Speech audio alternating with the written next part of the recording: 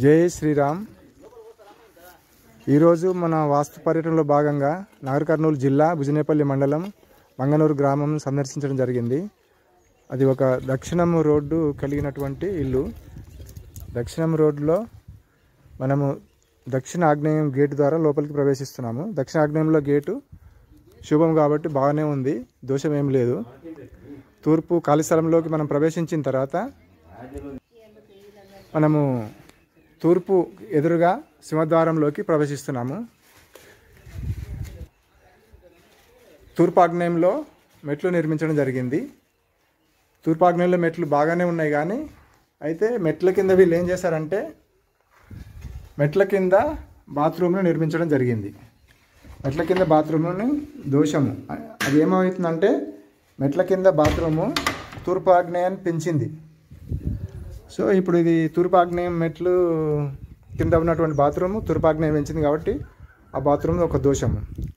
రెండవది, ఇప్పుడు మనం ఇంట్లోకి ప్రవేశిద్దాము. ఇక్కడ తూర్పు ఈశాన్యంలో ఉన్నటువంటి సింహద్వారం ఇది బాగానే ఉంది. ఇంట్లోకి హాల్లోకి ప్రవేశిస్తున్నాము. ఇంట్లో హాల్లోకి ప్రవేశించిన తర్వాత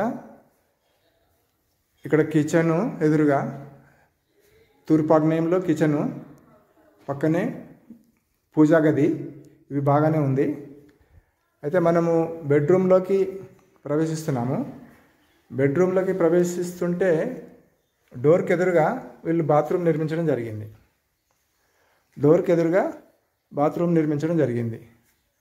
అయితే ఇక్కడ ఏమైనా జరిగిందంటే మనం ఇంట్లోకి ప్రవేశిస్తున్నప్పుడు మనకు ఎదురుగా బాత్రూమ్ కనిపిస్తుంది కాబట్టి ఇది ఒక దోషం.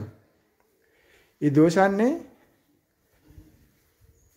తీసివేయవలసిందిగా సూచించడం జరిగింది. ఈ యొక్క బాత్రూమ్ యొక్క మూల, ఈ మూల నుంచి స్ట్రైట్గా దారం బట్టి ఈ గోడ వరకు దారం బట్టి ఇక్కడ ఉన్నటువంటి డోర్ని క్లోజ్ చేసి ఇక్కడ బాత్రూమ్ తర్వాత ప్లేస్లో అంటే ఉత్తరం మధ్యలో బెడ్రూమ్లోకి ప్రవేశించడానికి ద్వారం పెట్టుకోవాల్సిందిగా సూచించడం జరిగింది. అయితే ఉన్నటువంటి బాత్రూము ఇలాగే ఉంటుంది, ద్వారాన్ని మారిస్తే సరిపోతుంది. ఈ యొక్క రెండు దోషాలను సవరించుకోవాల్సిందిగా సూచించడం జరిగింది.